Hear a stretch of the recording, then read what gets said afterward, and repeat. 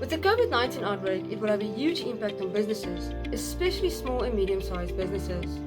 The government has proposed certain tax relief measures, which are aimed at alleviating cash flow problems. These measures include relief for businesses in respect of provisional tax, employees tax, also known as pay-as-you-earn, and the expansion of employment tax incentive. Each of these relief measures will now be discussed.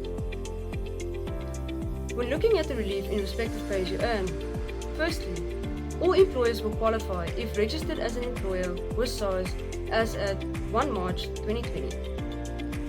The requirements for each business are as follows.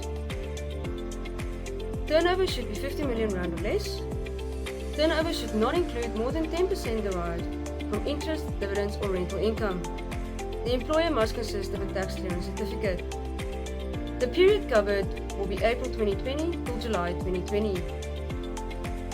The relief given is that an employer may only pay 80% of the total monthly pay-as-you-earn liability. Take note that the full 80% must be paid in order not to lose the relief. The 20% deferred payment will be made in 6 equal monthly installments starting from August 2020. There will be no interest or penalties added.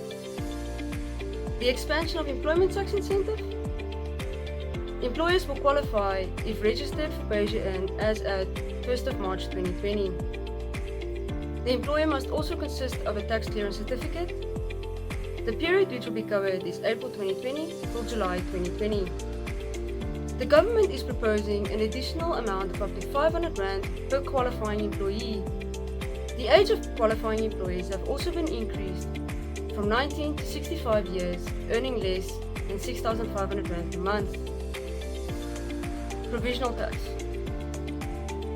Qualifying taxpayers for this relief are taxpayers that have conducted trade and have a turnover of 50 million Rand or less for the year of assessment 1 April 2020 till 31 March 2021.